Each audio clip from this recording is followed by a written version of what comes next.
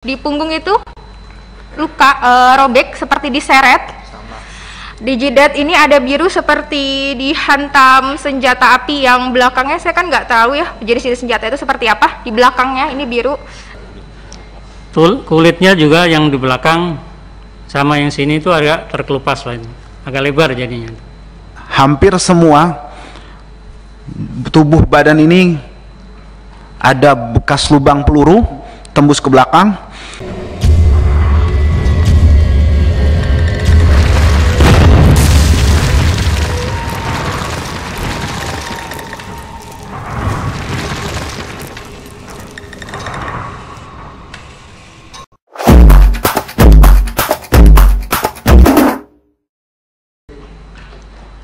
Ya, kalau dia lagi libur kerja, dia selalu ke sana, selalu awal.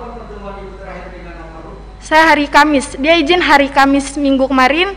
Biasanya hanya 2-3 hari dia berangkat, tapi ini udah lebih nggak pulang. Saya juga dapat informasi itu pas siang hari, tapi masih simpang siur itu. Saya masih belum percaya kalau itu adik saya. Jadi saya masih pas siang hari masih nunggu informasi yang jelas. Sudah.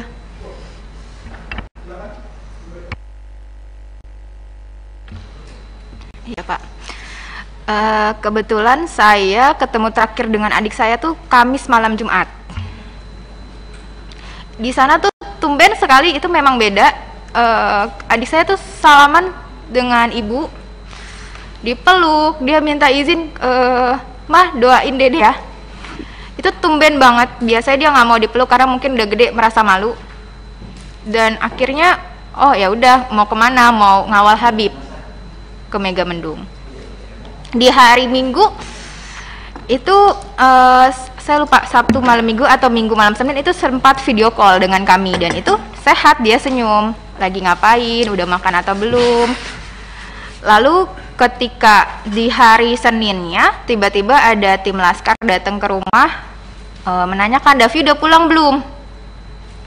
Itu ya bertemu dengan ibu saya karena saya sedang di rumah lagi mengerjakan tugas. Terus belum, kan Davi mengawal. Oh gitu. Ya udah, ibu ke pertamburan dulu yuk. Buat apa? Di situ saya bingung ya. Kebetulan di handphone ada notifikasi berita, saya baca. Saya langsung kepikiran adik saya teleponin, terus saya WA-in, terus kok nggak ada kabar, ini kemana? Dan itu berita masih simpang siur, kami tidak tahu kebenarannya itu seperti apa. Dan untuk dibilang lukanya itu subhanallah, itu seperti ditembak jarak dekat, karena saya tidak ikut memandikan, karena memang kan kalau dalam Islam memandikan kalau misal laki-laki dengan laki-laki, dan itu kebetulan ayah saya yang akan memandikan. Ayah saya cerita sambil berderai air matanya, sambil, oh ini benar-benar luka tembak tuh di dada ada 3. Di punggung itu luka robek seperti diseret. Di jidat ini ada biru seperti dihantam senjata api, yang belakangnya saya kan nggak tahu ya jadi senjata itu seperti apa. Di belakangnya ini biru, tapi alhamdulillahnya muka adik saya itu bersih karena mungkin tidak dipukul di muka, hanya dihantam di badannya 3, di belakangnya itu robek, sampai dikafankan pun darahnya masih mengucur. Subhanallah, itu buat kami sangat luar biasa ya. Itu benar-benar seperti pembantaian, yang berarti kan seperti tidak ada perlawanan di sana. Jadi seperti yang diberitakan itu kan bohong. Itu yang membuat kami, ya Allah, ini saya udah nggak bisa berkata-kata lagi. Itu aja Bu? Ya. Selanjutnya keluarga Lutfil, silakan Pak. Ya Pak. Jadi pertama-tama lagi hari Kamis, anak saya mau berangkat pamit, itu Kamis sore. Bi minta ridhonya, Bi saya mau ngawal Habib. Sama uminya begitu juga. Insya Allah saya ridhoin, yang penting jalan yang benar. Anak saya juga nggak pernah membawa senjata apapun, pisau aja nggak pernah, apalagi pistol Pak. Habis itu berangkat. Lalu hari Minggu siang jam 14.00 saya chattingan Jawabannya, alhamdulillah saya sehat. Saya belum bisa pulang, Bi. Kurang tahu kapan pulangnya. Habis itu saya nggak berhubungan lagi, Pak. Tahu-tahu hari Senin kira-kira jam 3 sore itu ada kabar dari tetangga ke rumah bahwa di berita media sosial maupun TV, Pak, itu anak saya termasuk yang diculik, Pak. Karena apa diculik? Karena saya melihat sendiri pas dimandikan, menyaksikan itu kayak disiksa di punggung sini nih, kayak geseng, Pak. Terus mohon maaf, kemaluannya itu bekas diinjak dan BPC bengkak biru dan tangannya sini terkelupas. Dan juga tembakannya itu dari jarak dekat 4 lubang sini, Pak. Nembus ke belakang semua, Pak. Nauzubillah summa nauzubillah.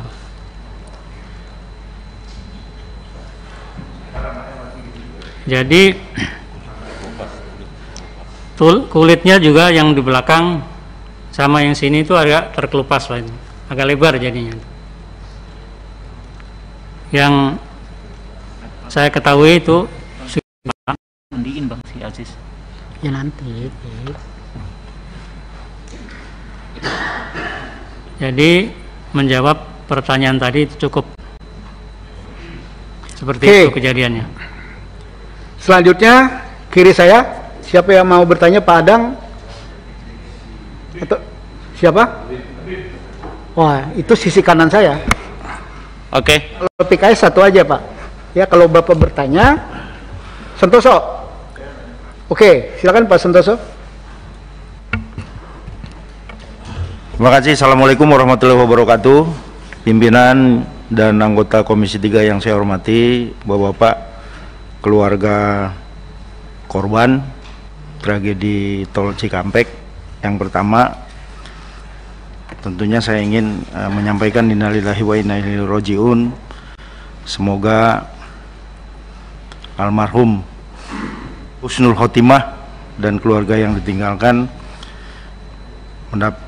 diberikan kekuatan dan ketabahan. Bapak Ibu yang saya hormati, tanggal 10 ini bertepatan dengan Hari Hak Asasi Manusia di sedunia, di mana sebelum jatuh pada tanggal 10 ini telah terjadi tragedi di Indonesia yang kita semua tahu sangat menyayat hati, dan semoga kejadian ini tidak berulang lagi. Saya fokus kepada keluarga almarhum ya. Setelah kejadian itu dan almarhum sudah dimakamkan, apakah barang-barang milik almarhum, mungkin termasuk HP-nya atau apa, dikembalikan oleh pihak aparat kepada pihak keluarga? Ini sangat penting, mungkin nanti bisa menjadi pembuktian pada saat proses-proses ini berjalan gitu. Kemudian yang berikutnya, saya ingin menanyakan juga, apakah pihak keluarga atas kejadian ini merasa terancam gitu, atau ada yang mengancam gitu? Karena menurut saya penting juga gitu. Karena jangan sampai keluarga bapak ibu sudah menjadi korban, tapi ibu juga terancam, terintimidasi atas musibah ini, sehingga bapak ibu tidak bisa menceritakan, tidak bisa menjelaskan apa-apa yang menjadi korban ya dari pihak keluarga ibu. Saya kira itu pimpinan dari saya, terima kasih. Pertanyaan Saudara Santoso. Yang pertama, apakah ada barang almarhum baik Reza, Andi, Lufi, ya, Kadafi itu pada saat jenazah diserahkan, itu ada yang diserahkan HP atau yang lain? Itu pertanyaannya. Yang kedua, ya, apakah ada ancaman-ancaman terhadap keluarga korban, ya, agar tidak bersaksi atau tidak ini, tidak menuntut dan macam-macam? Ada nggak itu? Itu kan so. Oke. Silakan mulai orang tua Pak Lufil, almarhum Lufil. Ya, terima kasih. Sampaikan bahwasanya barang-barangnya itu KTP pun nggak ada. KTP pun nggak ada. Apalagi HP atau tasnya. Biasa itu anak saya bawa tas yang kecil itu buat HP dan lain-lainnya. Jadi KTP pun enggak. Atau pakaian juga enggak. Yang keduanya, tadi ada ancaman dan macam-macam, Pak? Saya cuma curiga, kecurigaan saya sendiri, jadi kayak terancam. Jadi banyak wartawan yang tidak jelas gitu, atau orang yang tidak jelas mau menanya yang macam-macam gitu. Tapi insya Allah saya berteguh bahwa saya nggak akan menjawab di situ walaupun ada ancaman apapun. Itu terima kasih. Itu saya. Oke, silakan. Yang mewakili almarhum Qaddafi, silakan. Pertanyaannya ada dua, Bu. Ada barang almarhum Qaddafi nggak? Yang kedua, ada ancaman nggak? Silakan. Ya, ini juga yang akan saya tanyakan sebenarnya pimpinan. Kami keluarga tidak diberikan barang-barang Qaddafi, handphone, tas, dompet itu tidak ada sama sekali. Dan kami juga semalam sempat saya tanyakan, ini apakah memang ada barang-barang yang diberikan? Agar kami bisa tahu ya handphonenya, karena di handphone itu juga kan pasti ada foto kami keluarga dan yang lainnya. Lalu untuk ancaman, untuk sampai saat ini alhamdulillah memang tidak ada. Namun sama seperti yang diinformasikan Bapak Lutfi, kami merasa resah karena ketika ada kemarin pada saat di hari Senin, kami kan sekeluarga di Pertamburan semua, itu banyak orang yang datang bilang dari A, B, C untuk menanyakan, sekedar menanyakan, melihat-lihat di sekitar rumah. Itu sangat meresahkan, apalagi kami satu keluarga itu wanita semua, hanya ayah saya saja laki-laki untuk saat ini. Itu yang saat ini dikeluhkan oleh kami. Gimana kalau misalnya nanti ayah saya nggak ada di rumah, di sana hanya wanita saja, lalu nanti banyak orang yang datang. Ada ancaman nggak, Bu? Kalau ancaman secara langsung tidak ada, tapi hanya ada sekitar melihat, menanyakan seperti itu, pimpinan. Oke, terima kasih, Bu ya. Terima kasih. Silakan keluarga Reza dulu. Silakan, Bu. Apakah ada barang Reza pada saat jenazah, ada atau enggak? Yang kedua, apakah ada ancaman terhadap keluarga Ibu sesudah peristiwa ini? Itu pertanyaan Pak Santoso. Untuk barang Reza nggak ada, tidak ada yang dipulangkan. Untuk ancaman alhamdulillah belum, hanya saja jangan sampai wartawan yang menanyakan keluarga Reza, simpang siur di bolak-balik melihat rumah, menanyakan sama orang-orang sekitar situ tentang Reza. Karena kita juga resah, sama saya seperti Qaddafi. Saya laki-laki di rumah hanya satu, abang saya. Saya di rumah berempat, perempuan satu balita. Kami hanya merasakan resah. Terima kasih. Terima kasih. Keluarga Andi, silakan Pak. Ya, terima kasih Pak Ketua. Sebetulnya sama Pak, ya, dari teman-teman semua perwakilan, nggak ada satupun barang yang saya terima ya punya almarhum, bahkan itu masih aktif loh Pak. Iya, saya bingung, itu masih aktif loh. Nah itulah, coba kalau bisa itu barang-barangnya itu dikembalikan seharusnya Pak. Iya. Untuk ancaman saat ini sih enggak, cuman banyak aja yang nanya gitu Pak. Sama lah, jadi bikin resah juga gitu. Terima kasih Pak. Terima kasih. Selanjutnya virtual. Siapa yang mau bertanya? Pimpinan satu. Bentar. Virtual dulu, virtual. Silakan. Apa dulu pimpinan? Ada yang mau bertanya? Saya Taufik, boleh? Pak Taufik. Ya. Oke, silakan Pak Taufik. Baik. Baik, terima kasih pimpinan atas waktunya. Saya mengucapkan terima kasih atas informasi yang telah diberikan dalam kesempatan pada hari ini. Ya, tentu kita tadi mendengarkan dengan dan pertama-tama saya juga mengucapkan turut berbelasungkawa atas kehilangan anggota keluarga yang dikasihi, dan tentunya Seperti juga dalam kesempatan hari ini, Komisi 3 akan mengumpulkan informasi ya, dari berbagai pihak agar kita semua mendapatkan bahan yang komprehensif untuk kemudian mungkin bisa mengambil langkah-langkah yang sesuai kewenangan yang dimiliki oleh Komisi 3. Nah, seperti yang saya ketahui saat ini, Komnas HAM telah membentuk tim, kemudian Propam Mabes Polri pun juga sedang melakukan pemeriksaan. Oleh karena itu, penting bagi kita semua untuk mendapatkan hasil berupa misalnya informasi mengenai peluru yang digunakan, jarak tembaknya, yang tentunya harus berdasarkan uji balistik. Kemudian kondisi jenazah yang kita harus ketahui dengan hasil dari otopsi, ya, yang gunanya mungkin kita bisa melihat arah tembakannya seperti apa, jaraknya seberapa jauh, dan analisis terhadap kondisi penembakannya yang terjadi itu gambarannya seperti apa, tentu didasarkan pada... Sebentar Pak Taufik, rapat kita Pak nanti Pak. Ya, oke. Rapat komisi Pak, tidak perlu disampaikan, ini kita mengelaborasi kira-kira apa yang berkaitan dengan almarhum tersebut. Baik. Menguliahi keluarga yang lagi juga karena musibah. Langsung saja Pak. Pimpinan. Jadi karena itu titik tekan saya adalah pada soal informasi. Nah, pertanyaan saya adalah apakah dari keluarga korban sudah ada penjelasan khusus yang diberikan oleh kepolisian? Mungkin ada perwakilan dari kepolisian yang datang kepada keluarga korban untuk menerangkan beberapa hal secara langsung.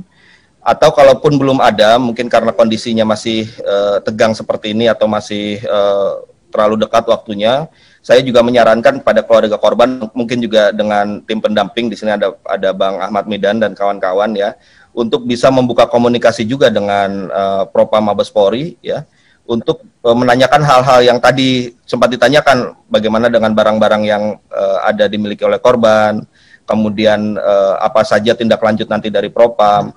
Menurut saya komunikasi seperti ini pun juga tidak ada salahnya untuk dibuka antara keluarga korban dengan pihak Propam Mabes Polri. Demikian, pimpinan, terima kasih. Terima kasih Pak Taufik. Ada topik ya yang berkaitan dengan korban. Sudah ada penjelasan nggak secara detail terhadap Reza, ya, terhadap Andi, terhadap Profil, ya, terhadap Kedapi, atau cuma jenazah saja yang diserahkan tanpa ada lampiran keterangan? Itu yang disampaikan sama Pak Taufik. Ada nggak, Ibu? Ada nggak? Tidak ada sama sekali. Oke, Pak Andi? Tidak ada ya Pak ya? Oke. Selanjutnya sayap kanan. Habib, ringkas padat pada tujuan ya. Silakan. Ya, terima kasih. Mungkin pertama saya perlu secara khusus menyampaikan duka cita yang mendalam, innalillahi wa inna ilaihi rajiun. Turut berduka atas wafatnya para korban. Kami di sini nanti berupaya semaksimal mungkin menampung informasi apapun dari keluarga supaya kasus ini bisa hukum bisa benar-benar ditegakkan. Yang kedua, saya mungkin membaca di media bahwa saudara pengacara ini, kuasa hukum, melihat kondisi langsung dan ikut memandikan jenazah. Mungkin bisa diceritakan ke sini. Terima kasih. Silakan. Ada mekanisme pimpinan di sini. Pimpinan. Ya. Ada mekanisme itu nanti dari semua, nanti ada lawyer ya kan saya minta ngomong ya. Oke. Ada tambahan Pak Habib? Cukup. Selanjutnya Habib Abu Bakar, ringkas padat pada tujuan. Ya, panjang dikit bolehlah karena kasusnya besar. Jangan panjang-panjang Pak. Bismillahirrahmanirrahim. Assalamualaikum warahmatullahi wabarakatuh. Iza asabatkum musibah qalu inna lillahi wa inna ilaihi raji'un. Pak Ketua, para keluarga korban yang saya hormati, hari ini kami Komisi 3 menerima aduan ya keluarga korban Dan saya terus terang aja sampaikan rasa bela sungkawa yang dalam atas wafatnya putra-putra Bapak dan ibu-ibu sekalian. Rasa perasaan Bapak ada juga di perasaan hati kami semua sebagai warga. Terus terang sampai saat ini Ketua, rasanya seharusnya tidak perlu terjadi peristiwa seperti ini Ketua. Ya. Apa memang harus berujung dengan hilangnya nyawa 6 orang? Tentunya ini harga yang sangat mahal. Padahal selama ini Kapolri selalu menyampaikan bahwa Polri menganut asas halus populi suprema leg esto. Maaf Pak Habib, ini keluarga korban nggak usah dijelaskan ini. Iya sudah, saya sampaikan aja Ketua. Itu atau nanti keselamatan rakyat adalah hukum tertinggi. Saya juga menyampaikan terima kasih pada bapak-bapak dan ibu-ibu sekalian atas kehadirannya di Komisi 3 ini. Kehadiran bapak-bapak dan ibu-ibu sekalian ini menunjukkan ya 3 hal. Pertama, di tengah kesedihan yang sangat mendalam, bapak-bapak ibu-ibu sekalian tidak gelap mata, tidak main hakim sendiri. Kedua, bapak-bapak dan ibu juga menghormati dan menggunakan jalur yuridis yang ada. Ya, salah satunya mengadu ke Komisi 3 ini, dan itu konstitusional, diatur dalam undang-undang. Ketiga, ini menunjukkan kepercayaan bapak-bapak dan ibu-ibu kepada kami di Komisi 3.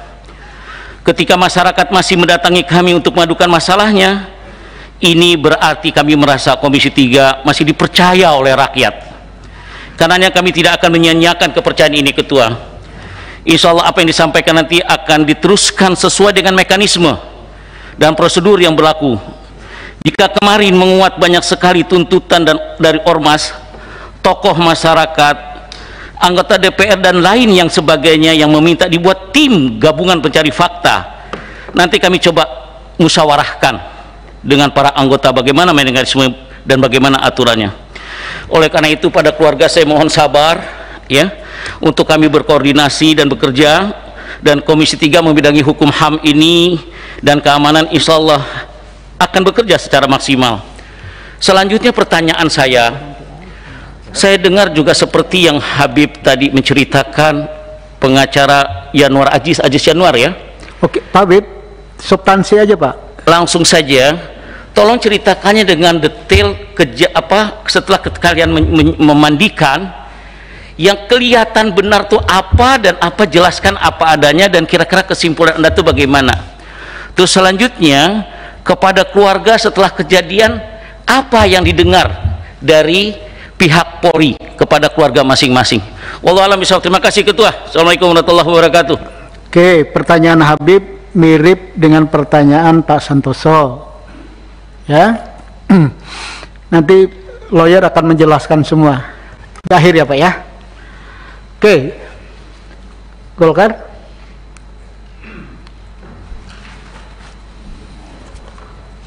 Terima kasih pimpinan.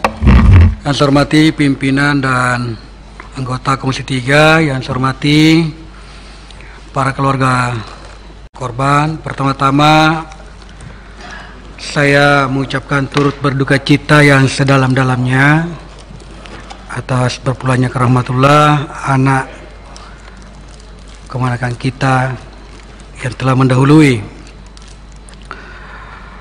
Yang kedua, saya juga mengucapkan terima kasih atas kepercayaan yang diberikan oleh para keluarga korban kepada Komisi 3 untuk mencari sebuah keadilan di sini melalui beberapa langkah-langkah yang akan dilakukan sesuai dengan tupoksi yang ada di Komisi 3. Yang ketiga adalah pertanyaan saya. Apakah di antara keluarga yang hadir atau pengacara yang hadir pada hari ini, adakah yang ikut dalam rombongan sehingga bisa menceritakan kepada kami secara langsung? Itu yang pertama pertanyaan saya. Adakah yang hadir di sini? Yang hadir ya, yang hadir, supaya bisa menceritakan peristiwa kejadian yang sebenarnya pada saat kejadian. Itu pertanyaan saya. Yang kedua pertanyaan saya adalah kalau memang tidak kakaknya, saudaranya yang tidak menyaksikan langsung, sudah pernahkah ada komunikasi kepada yang hadir langsung di TKP, yang menyaksikan, yang mendengarkan kejadian itu? Apakah sudah mendengarkan langsung dari yang ada di TKP pada saat itu, supaya kita bisa mendapatkan kira-kira penjelasan yang benar-benar faktual? Itu yang harapan kita. Saya kira hanya 2 pertanyaan saya, Pak Ketua. Terima kasih. Assalamualaikum warahmatullahi wabarakatuh. Terima kasih. Silakan dari keluarga Lupil dulu. Pertanyaan Pak Supriyansa dari Golkar. Iya, terima kasih Pak Ketua. Jadi belum ada sama sekali. Jadi semuanya itu memang belum. Saya nggak bisa tidak berhubungan sama orang yang menyaksikan. Saya tidak berhubungan karena mungkin masalah medsos saya kurang tahu, Pak, gitu. Jadi itu aja, terima kasih. Oke, silakan Bu. Kami juga sama ya pimpinan, kami juga belum berhubungan secara langsung dengan saksi mata. Tolong dekat dengan mic-nya Bu, agar kawan-kawan wartawan mendengarnya. Kami juga sama, kami belum berhubungan secara langsung dengan saksi mata. Itu, makasih. Oke, silakan Pak. Ya, kemarin saya cuma dapat secara langsung pemberitahuan, cerita ya, langsung di situ.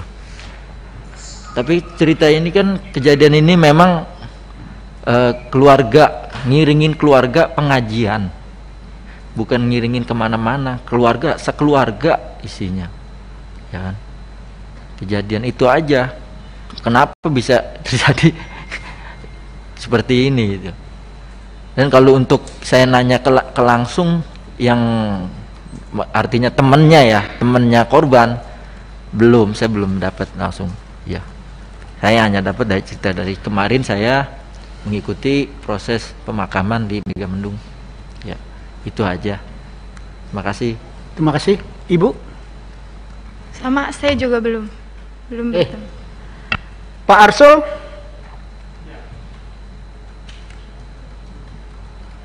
Terima kasih pimpinan atas kesempatan yang diberikan.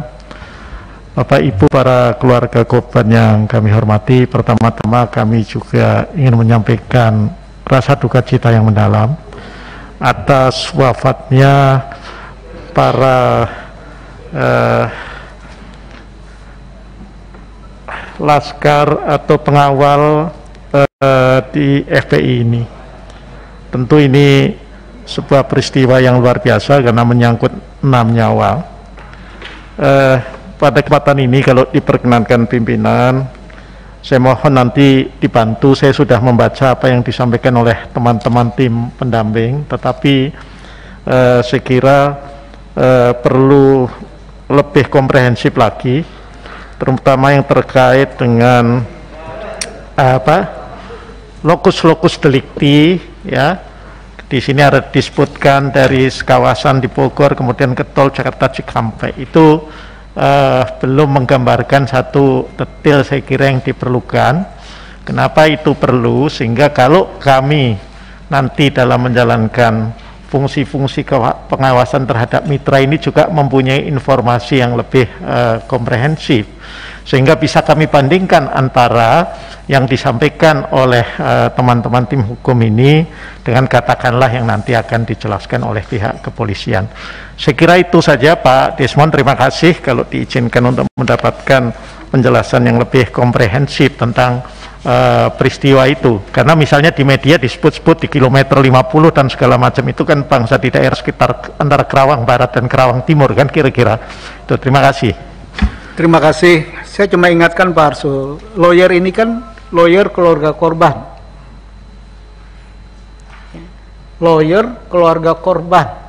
Jadi pertanyaan Pak Arsul itu kita harus bertanya kepada juru bicara EPE, ya, Pak Munarman, ya, itu lebih tepat, ya, bicara kronologisnya, ya. Jadi nanti mungkin ya lawyer ngomong apapun nih boleh nanti ya terakhir ya ada 3 pertanyaan dari 2 Habib, ya, 1 Pak Arsul yang nanti dijawab ringan Pak. Selanjutnya Atria Dahlan, silakan Pak Darya.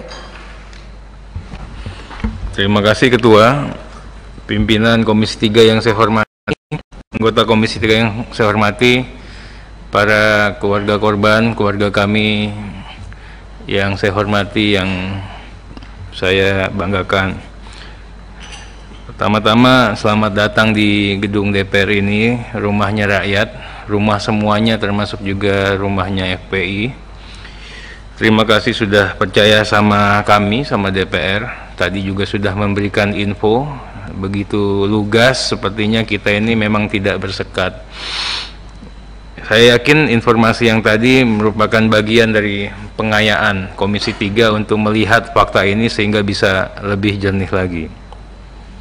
Kami semua tentunya sepakat, fraksi PD Perjuangan juga sepakat untuk mencari titik terang sehingga tidak ada polemik terkait dengan fakta yang sesungguhnya.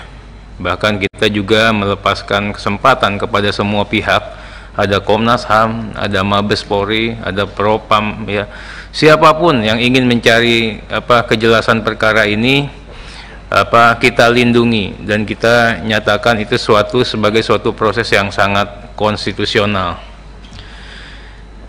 Berikut secara resmi atas nama PD Perjuangan kami mengucapkan turut berduka cita yang mendalam, bela sungkawa yang sedalam-dalamnya atas meninggalnya 6 orang keluarga Bapak Ibu yang gugur dalam peristiwa yang kita bicarakan pada hari ini. Saya tentunya prihatin, ya, walau bagaimanapun setiap proses penegakan hukum ini harusnya tidak hanya berkepastian tapi proporsional dan humanis. Tentunya kami juga ingin melihat bagaimana motif, latar belakang, hal-hal yang mendasari, ya, sampai terjadinya peristiwa ini. Kalau kita melihat di hilirnya saja kejadiannya seperti ini. Pak Tirya, mereka ini keluarga korban. Iya, ini saya baru mau nanya. Ya, jadi ya, silakan. Belum dimulai Pak Ketua. Nah, kalau kita mungkin lihat hulunya, semua pihak akan sama-sama juga bisa memberikan gambaran. Tadi dikatakan di sini keluarganya Bapak Ibu ini kan pengawal khusus, ya. Saya ingin nanyakan, apakah pengawal khusus ini memang betul-betul terlembaga di institusi FPI atau memang gerakan-gerakan spontan? Karena tadi kan adanya saya datang setiap hari Kamis, Jumat, Sabtu misalnya. Nah, jadi kan itu kan tidak terlembaga. Kalau namanya pengawalan itu kan memang setiap hari-harinya memang ada di situ. Kemudian kalau boleh tahu seperti apa ruang lingkup kegiatan, kewenangan, apa kemana-mana Muhammad Rizik Syihab itu pakai pengawalan dan dikawal oleh keluarganya Bapak Ibu dan selalu ikut. Ada berapa jumlah satuan pengawalan yang seperti ini? Kemudian juga tadi memang diaturannya kan tidak dipersenjatai. Makanya saya juga ingin itu memang kalau logika akal sehatnya kok masa punya senjata, ya, nggak mungkin, ya. Tapi kita ingin sampaikan nanti, boleh nggak nanti dicari teman-teman yang betul-betul meyakinkan, yang teryakinkan kita semua memang hadir pada saat itu, memang keluarganya Bapak Ibu itu memang tidak dipersenjatai. Nanti Pak pengacara mohon, ini saya membantu sebenarnya, membantu teman-teman juga untuk bisa. Kemudian katanya Pak Muhammad Rizik Syihab ini dikuntit, diikuti dan diintai Pak pengacara, ya. Nanti itu waktu dilakukan perbuatan seperti itu, apa sudah ada laporan ke kepolisian bahwa kita ini merasa nggak nyaman ini dilakukan pemantauan seperti itu? Sudah dilaporkan ke polisi atau ke siapa? Saya itu tidak mau mendebat fakta. Yang satu bilang bawa senjata, yang satu bilang tidak bawa senjata di hadapan Bapak Ibu. Karena pertama-tama Bapak Ibu ini kan korban. Empati kami kepada Bapak Ibu sudah pasti kami berikan. Tapi atas nama objektivitas, tentunya kami juga mohon nanti Bapak Ibu bisa menghadirkan teman-teman yang turut terlibat di situ, yang bisa memberikan keyakinan bahwa memang ini memang nggak ada yang bawa senjata, itu loh. Sehingga nanti kita bisa lebih gampang lagi untuk memastikan dan memperjuangkan fakta hukum ini di hadapan, ya, salah satunya mungkin mitra kami yang dari kepolisian. Kami tentunya membantu dan memberikan atensi yang sebesar-besarnya. Bahkan tadi kalau dikatakan meminta keadilan, pastinya kita bantu, Pak. Ya, pastinya kita bantu. Kemudian juga kalau dikatakan mengawal proses hukumnya, ya, terhitung dengan kejadian ini, Mas, kita kan juga libat, walaupun kita tidak hadir ya. PD Perjuangan itu memantau, semuanya keadilan itu kita pantau betul, Pak. Sampai kita titipkan, Pak Pengacara, mudah-mudahan juga bisa disampaikan ya nanti ya, bagaimana jangan sampai rakyat ragu atas proses penegakan hukum pasca terjadian tragedi ini. Jadi Polri tolong sungguh-sungguh. Ya. Jadi seperti itu Pak Desmond, terima kasih. Nanti ini tidak bisa dijawab oleh keluarga korban. Nanti tolong dari sisi lawyer, tapi juga kan agak-agak repot juga gitu loh. Ya, pada prinsip dasar Komisi 3 apa yang disampaikan Pak Atria Dahlan itu ingin mencari kebenaran dari dua pihak yang sampai hari ini kami ini berusaha untuk di tengah-tengah. Ya, keterangan dari EPI begini, keterangan dari pihak kepolisian begini. Sekarang kita mendengar keluarga korban. Maka tentunya ya, rapat kita hari ini adalah kita mendengar kapasitas keluarga korban. Mungkin ada hal-hal yang diketahui seperti yang dipaparkan Pak Atria Dahlan. Itu yang sangat kami perlukan. Hal-hal dalam rangka ya, Bapak minta bantuan, kami juga minta bantuan agar fakta yang sebenarnya itu yang mana, ya, agar Komisi 3 jelas arah tujuannya. Ini ada ketidakadilan, tapi ada informasi yang hari ini simpang siur. Untuk proses ini Komisi 3 adalah memutirin satu-satu, ya, informasi itu mana sebenarnya fakta sebenarnya, ya. Walaupun secara vulgar kalau kita bicara tentang extraordinary seperti yang dipaparkan tadi ada benarnya, tapi harus ada pembuktian-pembuktian mendukung lain di luar pengadilan, benar. Tapi ada hal-hal yang harus kita, kenapa? Karena kita menjaga semuanya. Oke. Padang ada yang disampaikan? Pak Aus? Tapi lebih pada keluarga korban. Ya, ada. Silakan, Pak. Terima kasih. Assalamualaikum warahmatullahi wabarakatuh. Kami juga turut berduka cita dan mendoakan agar almarhum ini benar-benar menjadi syuhada.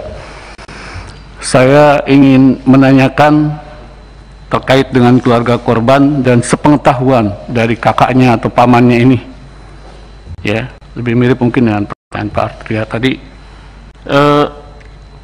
Apakah ada misalnya memang ada semangat sedemikian rupa ingin mohon izin karena saya akan habis-habisan bertarung atau seperti itu. Juga pertanyaan saya adalah apakah ada pernah mengetahui gitu berapa lama mereka menjadi pengawal dari Imam Besar Habib Rizik Syihab, berapa lama mereka, apakah mereka dilatih khusus untuk itu atau bagaimana? Ini perlu kejelasan kami sehingga clear kalau ada sebutan ini itu, meskipun di dalam Undang-Undang Dasar 1945 udah lewat, Pak, jangan dijelaskan. Kita sudah tahu semua bahwa itu adalah hak untuk mendapatkan perlindungan, itu memungkinkan. Oke, cukup ya. Pak Aus. Cukup begitu. Ada dua pertanyaan. Bertarung habisan-habisan itu maksudnya apa? Bingung nih kalau udah korban. Ya begini, biasanya ada semangat seperti itu. Bertarung sama siapa? Ya. Bertarung sama siapa? Ya barangkali karena keinginan untuk pembelaan, karena ada apa namanya gambaran bahwa Habib Rizik Syihab itu mendapat ancaman yang luar biasa. Karena itu, apakah memang hal itu sudah menjadi program tertentu gitu untuk habis-habisan di dalam hal ini? Saya ingin mengetahui. Oke, bahasa yang paling mungkin paling ada sederhana. Jangan Pak Komisi Ketua, 3 bahasanya itu sudah tidak netral. Ya Pak Aus ya. Ya ini bukan komisi lucu-lucuan sama komisi lain. Ya.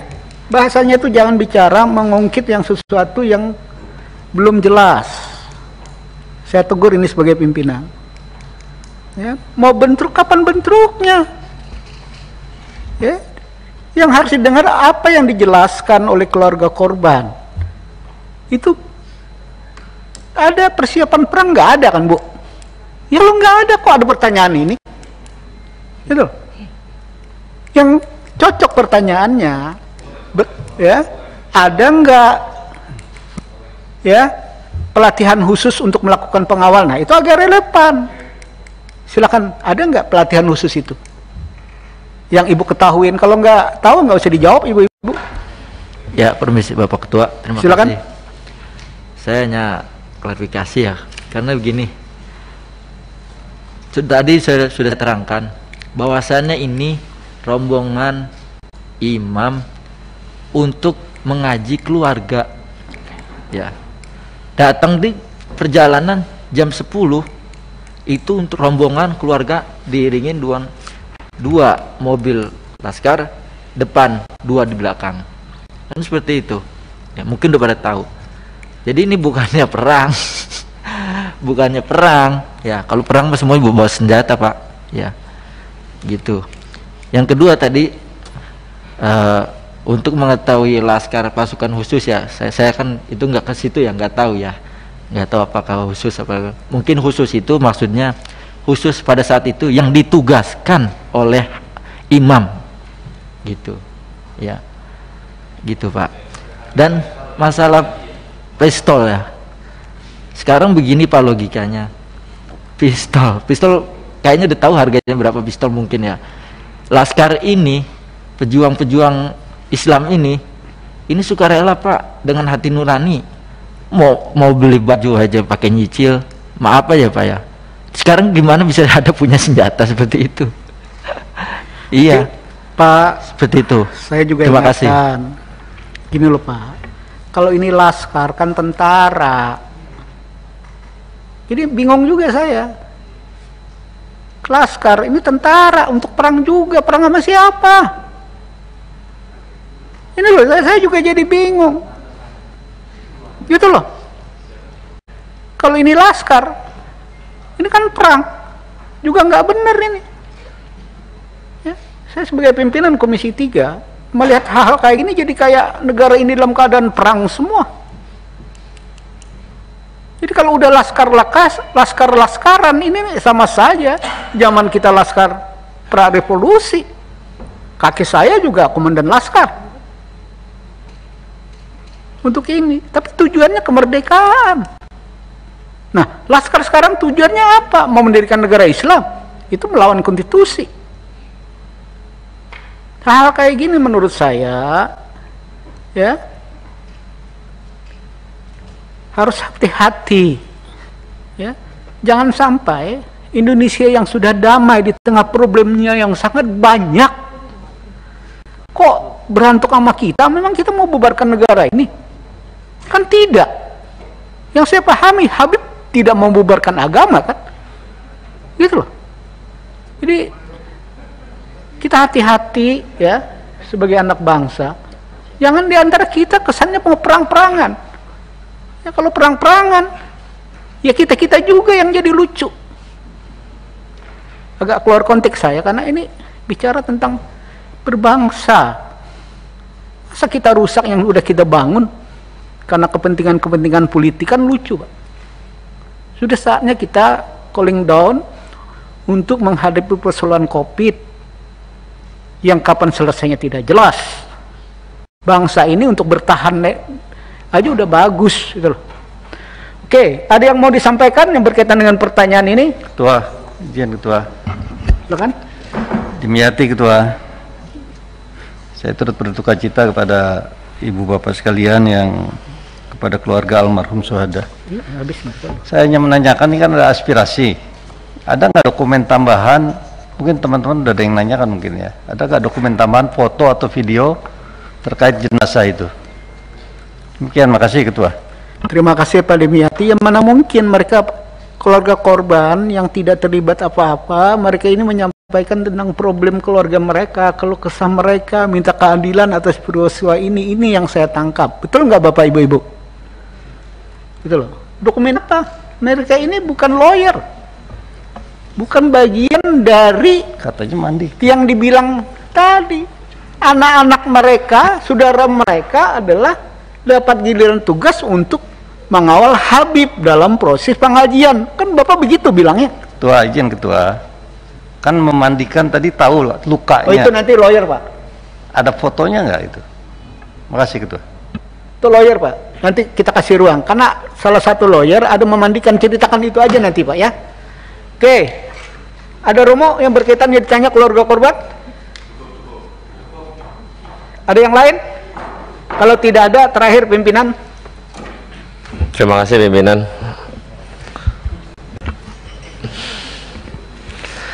Yang pertama, untuk para keluarga korban, saya turut berduka cita yang dalam.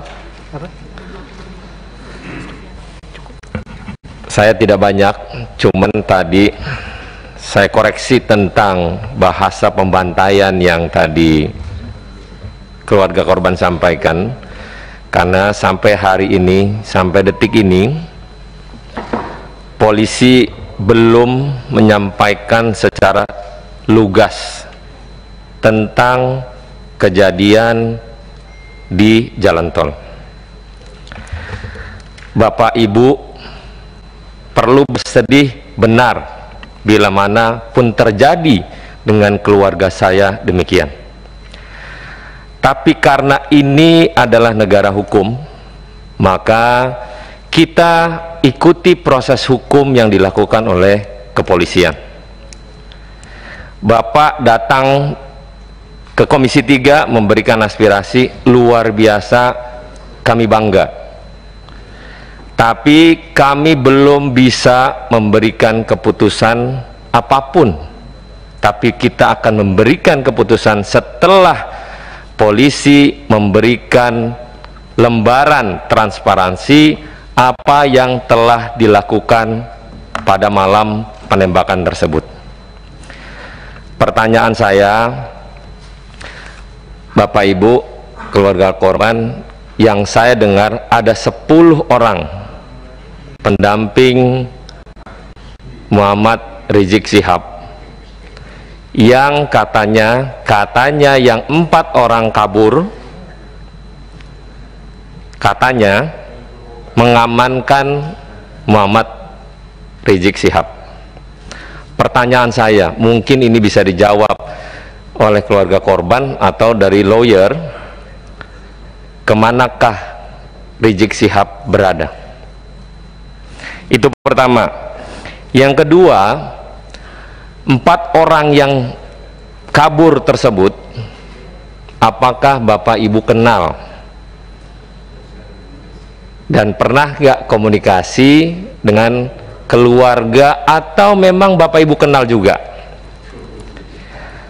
Kita nggak mau negara ini porak-poranda pecah belah atas informasi yang belum tepat untuk disampaikan. Kita memahami kesedihan, kepedihan yang Bapak Ibu berikan, tapi minimal kita dalam konteks Komisi 3 adalah menerima keluhan Bapak Ibu untuk mencari keadilan. Kami akan terima dengan sangat luas dan kita akan sampaikan itu nanti setelah polisi menyampaikan transparansi tentang kasus yang ada. Mungkin itu pimpinan, terima kasih. Catatannya begini Pak, Komisi 3 ini kan menunggu, Pak. Ya, karena pengawasan kami ya menunggu. Satu langkah lebih maju, pansus. Ya, ini lawyer tolong nanti dijelaskan ini. Tapi kan tidak mungkin pansus. Ya. Karena belum, masih ngambang. Ya, kalau bicara pansus tingkatannya kan tanggung jawabnya kemana? Gitu loh, Pak. Jadi kami menunggu. Nah, apa yang disampaikan Pak Roni ya sebagai pimpinan, hari ini kami menunggu penjelasan detail dari ini semua. Ini 6 korban, 4-nya mana? Ada peristiwa, mana saksi ya yang lain? Kenapa tidak berani bersaksi? Itu yang sebenarnya yang disampaikan Pak Roni. Saksi ini agar semuanya jadi jernih. Hari ini baru sebatas keterangan polisi, keterangan dari pihak FPI. Agak susah bagi Komisi 3. Ya, hari ini Komisi 3 belum bersikap apa-apa.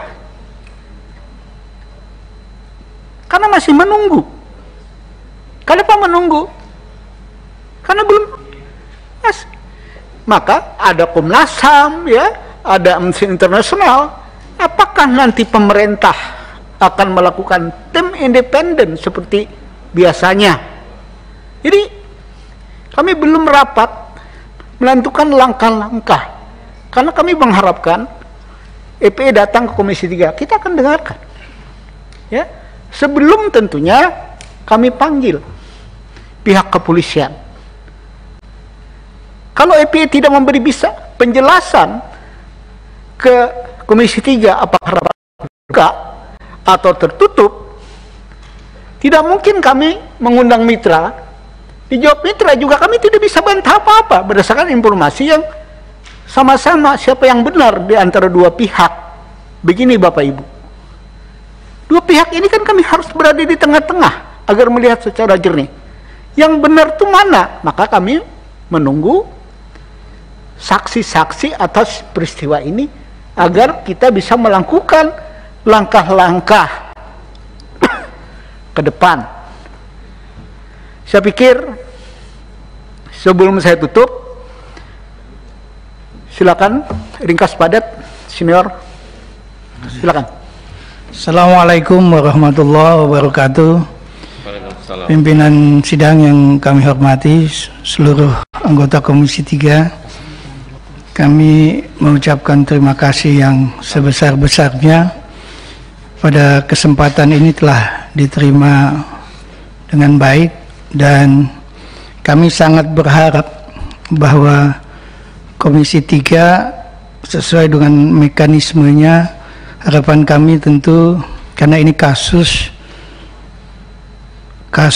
yang cukup besar, bahkan karena kita bicara negara kita negara hukum, maka apa yang terjadi pada saat ini adalah bagian lain terasa mencederai institusi penegak hukum terdepan, polisi. Oleh karena itu kita harus mencari fakta dan bukti yang transparan, imparsial dan objektif terhadap kasus ini. Oleh karenanya melalui Komisi 3 kami menghimbau untuk dapat mendorong agar dibentuk tim pencari fakta. Ya, kami usulkan baik mekanismenya bagaimana, mungkin pimpinan lebih banyak tahu, yang ini adalah rumah tangga pimpinan sendiri, atau juga dibentuk panja ya untuk kasus ini. Menarik tentang fakta yang harus terungkap.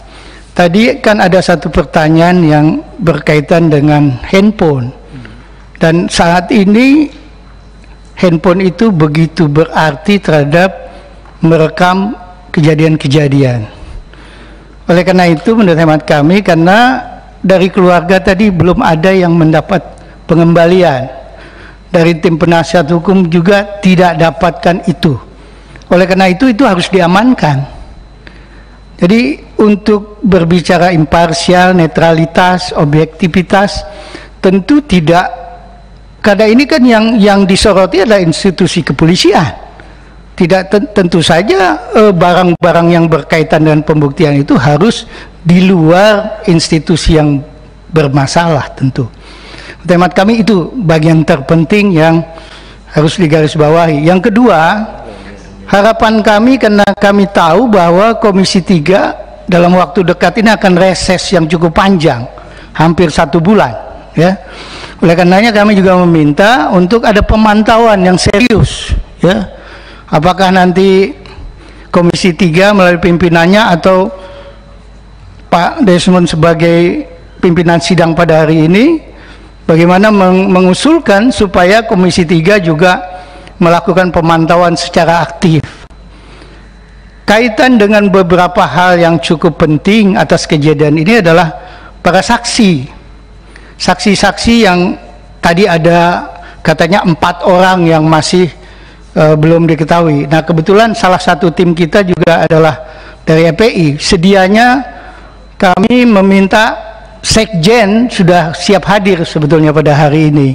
Saya konfirmasi ke beliau, tapi mendadak saya nggak ngerti karena ini ada aturan COVID begitu loh, ya. Kemudian kami belum dapat penjelasan, beliau tidak berhalangan hadir saat ini. Jadi intinya adalah kami meminta kepada Komisi 3 melalui persidangan ini untuk intensif membentuk tim pencari fakta, ya, supaya netralitasnya bisa terjaga, dan kemudian memantau secara terus-menerus atas perkembangan kasus ini.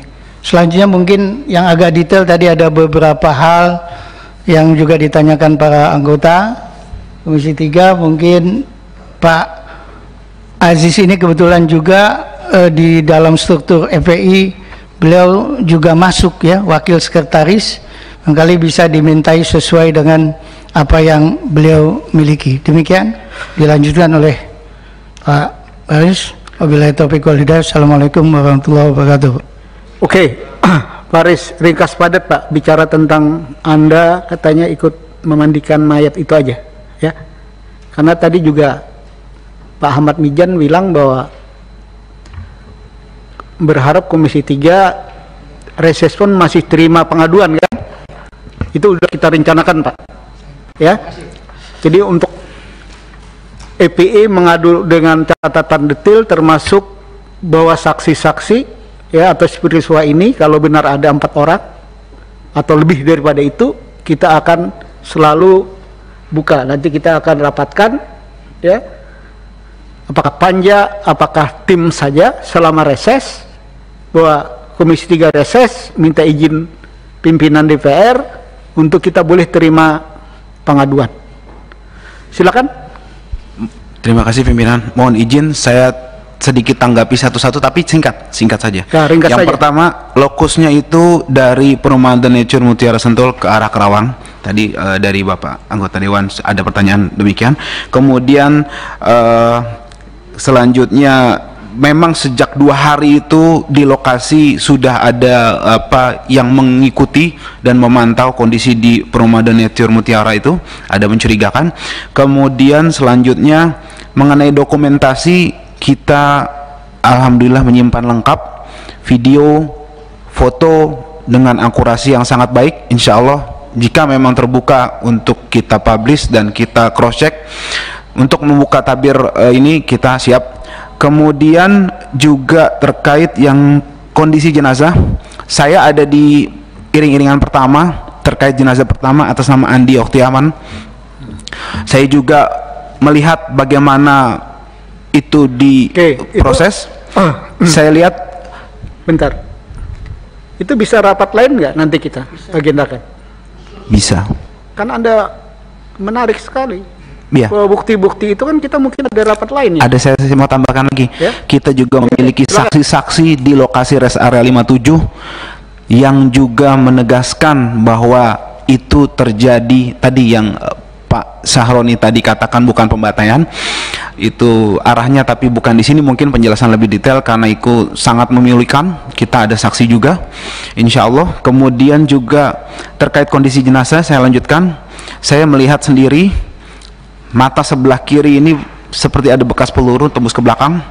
Kemudian ketika dimandikan kondisinya hampir semua tubuh badan ini ada bekas lubang peluru tembus ke belakang. Ada satu juga di kepala belakang telinga tembus ke sini, artinya dia dari samping. Kemudian ada yang bekas luka bakar semacam disiksa di belakang. Kemudian ada juga yang terkelupas seperti terseret atau dikelupas gitu kulitnya. Yang jelas sangat memilukan fisiknya ya seperti itu. Tapi nanti dokumentasinya sudah kita siapkan. Kemudian satu, mohon pimpinan perlu diketahui bahwa keluarga awalnya tidak pernah mengizinkan otopsi, dan kita memiliki surat pernyataan itu jelas dan juga tidak mengizinkan dimandikan. Akan tetapi ala kulli hal pihak kepolisian melakukan itu sepihak. Kemudian yang terakhir terkait iring-iringan, saya sedikit koreksi bahwa penjelasan bahwa ada yang kabur terkait dengan kondisi-kondisi itu menurut kami itu sangat tidak logis, dan saksi yang beriring-iringan menegaskan bahwa satu mobil itu saja yang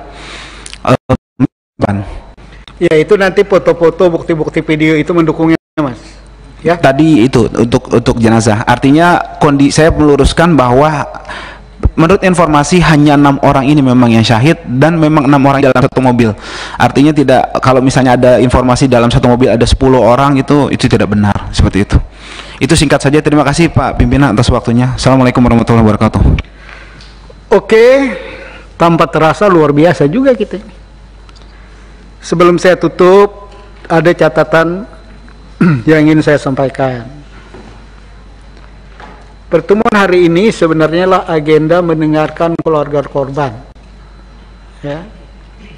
Tapi ada tambahan dari lawyer yang juga anggota EPI yang sangat menarik, ya. Karena apa yang disampaikan itu bukti-bukti yang